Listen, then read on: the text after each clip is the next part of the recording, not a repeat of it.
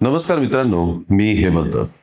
मित्रांनो, आजार, शरीर, तब्येत या गोष्टी आपल्या जीवनामध्ये अत्यंत महत्त्वाच्या असतात. शरीर स्वस्थ, हेल्थ आपली चांगली, तर आपल्याला कुठल्याही कामात फारसे अडथळे येत नाहीत.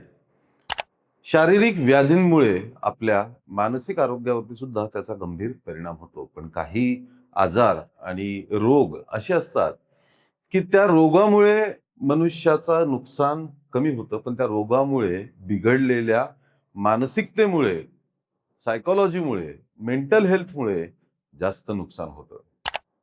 कोरोनामध्ये आपण बघितलं की लोकांना कोरोना विषाणूमुळे जितकं नुकसान झालं, तितकंच कोरोनाच्या भीतीमुळे सुद्धा नुकसान झालेलं आहे. यात जगात सर्वात मोठा आजार, ज्याचा सगळ्यात जास्त परिणाम आपल्या मानसिक आरोग्यावर होतो, तो म्हणजे एड्स. एड्सचं नाव जरी काढलं तरी आपला थरकाप उडतो. त्यासोबतच सर्वात वाईट किंवा सर्वात महत्वाची गोष्ट म्हणजे एड्स बद्दल चर्चा सुद्धा करता येत नाही. एड्स बद्दल बोललं जात नाही. HIV बद्दल बोललं जात नाही. हा या आजारातील सर्वात मोठा अडथळा आहे. एड्स बाधित, HIV बाधित व्यक्ती म्हणलं की तो डायरेक्ट आयसोलेट होऊन जातो. ती व्यक्ती समाजात राहण्याच्या लायकीची नाही असं त्याच्याबद्दलची मानसिकता होऊन जाते आणि ही मानसिकता त्या रुग्णाला जास्त त्रासदायक आणि जास्त खजील करणारी ठरते. पण आता देशात आपल्या एड्सच्या बाबतीत अशी काही मोठी बातमी आलेली आहे. पण आता एड्सच्या बाबतीत देशातून इतकी मोठी आणि खळबळजनक बातमी आलेली आहे की त्यामुळे आपल्या देशात अतिशय जास्त चिंताजनक परिस्थिती निर्माण झालेली आहे. 18 ते 25 वयोगटात साधारणपणे विद्यार्थी असतात. या विद्यार्थ्यांमध्ये आपल्या देशात एक नाही, दोन नाही, तर तब्बल 7,000 HIV बाधित रुग्ण आढळल्याची माहिती समोर आलेली आहे. एक साथच 7,000 HIV पॉझिटिव्ह विद्यार्थी आढळल्यामुळे देशात आणि देशाच्या आरोग्य क्षेत्रामध्ये खळबळ उडालेली आहे. कर्नाटक राज्य एड्स प्रतिबंधक सोसायटीच्या अहवालानुसार या वयोगटात, विद्यार्थी वयोगटात तब्बल 7,000 रुग्ण आढळून आल्यामुळे अतिशय चिंताजनक परिस्थिती समोर आलेली आहे. या संस्थेने किंवा यांच्या शिफारसीनुसार तातडीने विद्यापीठ आणि त्याच्याशी संलग्नित कॉलेजेस तसंच खाजगी कॉलेजेस HIV तपासणी मोहीम सुरू करण्याचे तातडीचे आदेश सरकारने दिलेले आहेत. आता HIVची तपासणी जरी करायची म्हणली तरी आपल्याकडे मानसिकतेचा प्रश्न येतो. पण सरकारने स्पष्ट केलेले आहे की या तपासणीसाठी कुठलीही जबरदस्ती करण्यात येणार नाहीये. विद्यार्थी आपल्या संमतीने, विद्यार्थ्यांच्या मंजुरीनेच ही तपासणी केली जाईल. त्यासोबतच एड्स आणि HIVच्या बाबतीत समुपदेशन म्हणजे काउन्सिलिंग सुद्धा करण्यात येणार आहे. कर्नाटक राज्य एड्स प्रतिबंधक सोसायटीच्या शिफारसीनुसार विश्वेश्वरैया तंत्रज्ञान विद्यापीठ म्हणजे VTU आणि उच्च शिक्षण विभागाने पुढाकार घेत महाविद्यालयांमध्ये एकात्मिक आरोग्य शिबिरं आयोजित करण्यास सुरुवात सुद्धा केलेली आहे. डेक्कन क्रॉनिकलने अधिकृत आकडेवारीचा हवाला देत ही माहिती प्रसिद्ध केलेली आहे. राज्यातील तरुण पिढीमध्ये HIV संसर्गाचे प्रमाण ज्या वेगाने वाढतंय त्याबाबत आरोग्य यंत्रणांमध्ये मोठी चिंता व्यक्त केली जात आहे. नॅशनल एड्स कंट्रोल ऑर्गनायझेशनच्या 2024च्या अहवालानुसार भारतात HIV ग्रस्तांच्या संख्येत कर्नाटक राज्य 3ऱ्या क्रमांकावर आहे.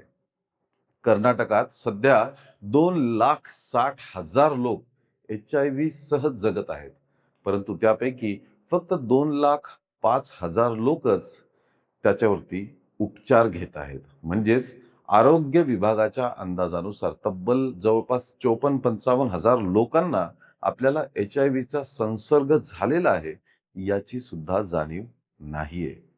HIV ह्याच्याबद्दल फारशी लोकांना माहिती नाही, कारण जसं आपण आधीच बघितलंय की याबाबत फारशी चर्चाच मुळात केली जात नाही. त्यामुळे HIV काय, एड्स काय याबद्दल बेसिक माहिती तरी आपल्याला असणं अत्यंत आवश्यक आहे. HIV म्हणजे ह्यूमन इम्युनो डेफिशियन्सी व्हायरस. हा एक विषाणू आहे जो शरीराच्या रोगप्रतिकारक शक्तीवर हल्ला करतो. हा विषाणू विशेषतः CD4 पेशींना नष्ट करतो, ज्यामुळे शरीराची रोगांशी लढण्याची क्षमता कमी होते. कर्नाटकाच्या विश्वेश्वरय्या तंत्रज्ञान विद्यापीठाने आपल्या सर्व संलग्न अभियांत्रिकी महाविद्यालयांच्या विद्यार्थ्यांसाठी एकात्मिक आरोग्य शिबिर आयोजित करण्याचे निर्देश आधीच दिलेले आहेत. या शिबिरामध्ये HIV ची तपासणी, जनजागृती, काउन्सिलिंग म्हणजे समुपदेशन यासारख्या सेवा पुरवल्या जाणार आहे. विद्यापीठानं स्पष्ट केलंय की या संपूर्ण प्रक्रियेदरम्यान विद्यार्थ्यांची ओळख आणि त्यांचे अहवाल हे अत्यंत गोपनीय आणि कॉन्फिडेन्शियल ठेवले जातील. HIV चाचणी काय अनिवार्य नाहीये. विद्यार्थ्यांची संमती असणं त्यासाठी आवश्यक असतं. गोपनीय समुपदेशन आणि उपचारांबद्दल माहिती या उपक्रमांमुळे विद्यार्थ्यांना केवळ HIV बद्दलच माहिती मिळणार नाही, तर गरज पडल्यास गोपनीय समुपदेशन, चाचणी आणि लवकर उपचार सेवा देखील उपलब्ध होतील. या आजाराशी निगडीत भीती, सामाजिक कलंक कमी करणे हे देखील याचे उद्दिष्ट आहे. KSAPSच्या योजनेनुसार हा कार्यक्रम जुलै 2026 पासून सुरू होईल. पुढील 8 महिन्यात टप्प्याटप्प्याने राबवला जाईल. कोणत्याही विद्यार्थ्याला अस्वस्थ वाटू दिले जाणार नाही, असं VTUचे कुलगुरू S. विद्यासागर यांनी सांगितलं. कर्नाटक राज्यात ही परिस्थिती उद्भवल्यामुळे आता देशभरात याची मोठी चर्चा होते, भीतीचं वातावरण पसरलेलं आहे. आता एड्स म्हणजे काय? एड्स म्हणजे अक्वायर्ड इम्युनो डेफिशियन्सी सिंड्रोम. ही HIV या व्हायरसच्या संसर्गाची शेवटची आणि गंभीर अवस्था आहे. योग्य उपचार न घेतल्यास अनेक वर्षानंतर HIV मुळे रोगप्रतिकारक शक्ती खूप कमी होते आणि इतर विविध गंभीर संसर्ग व आजार होण्याचा धोका संभवतो. सुरुवातीला काही लोकांमध्ये ताप, घसा दुखणं, थकवा किंवा अंगदुखी अशी फ्लू सारखी लक्षणं यामध्ये दिसून येतात. अनेकांना अनेक वर्ष कोणतीही लक्षणं सुद्धा जाणवत नाहीत.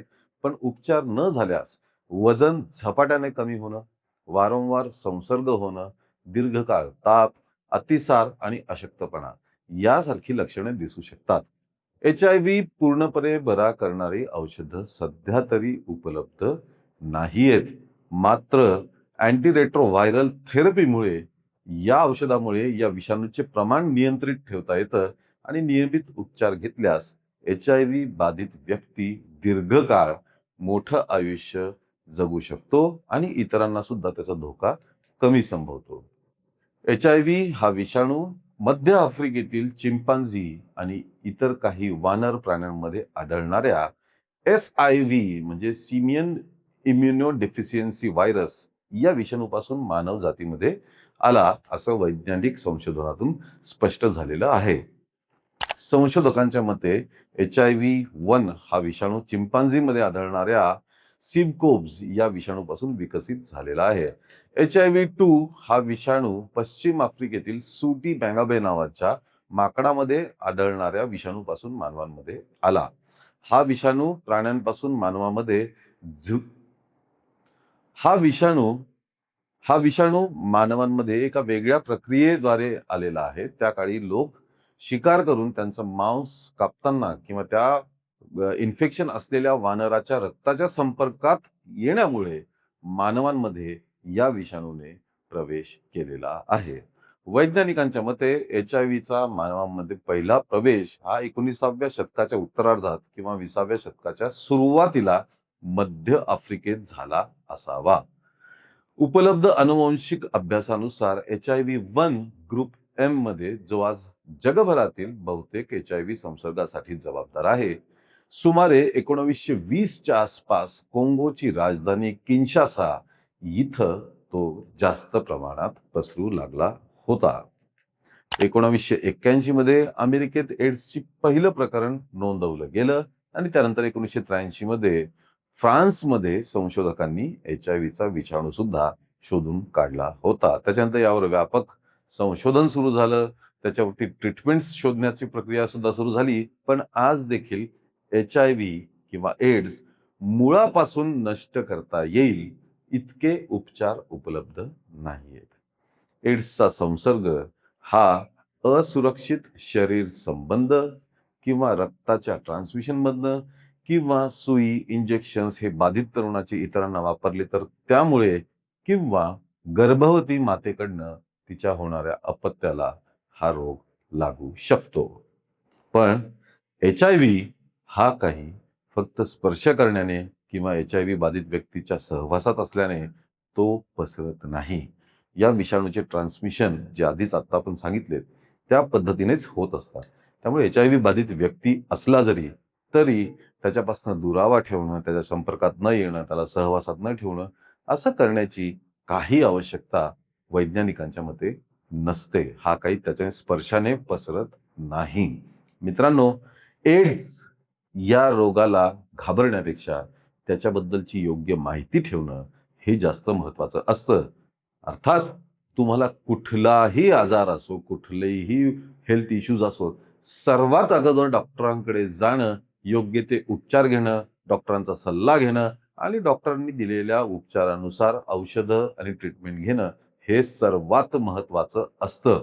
यात कुठल्याही प्रकारची कधीच टाळाटाळ केली जाऊ नये. मित्रांनो, भारतात या उद्भवलेल्या परिस्थितीमध्ये विद्यार्थ्यांमध्ये 7,000 HIV पॉझिटिव्ह रुग्ण सापडणं ही खूप चिंतेची गोष्ट आहे आणि आता कर्नाटक सरकार या बाबतीत पुढील काय काय पावलं उचलतं ते आपण बघणारच आहोत. मित्रांनो, या सर्व प्रकरणावर तुम्हाला काय वाटतं हे कमेंटमध्ये नक्की कळवा. या व्हिडिओला लाईक आणि शेअर करा आणि आमच्या चॅनलला ताबडतोब सबस्क्राईब करा. धन्यवाद.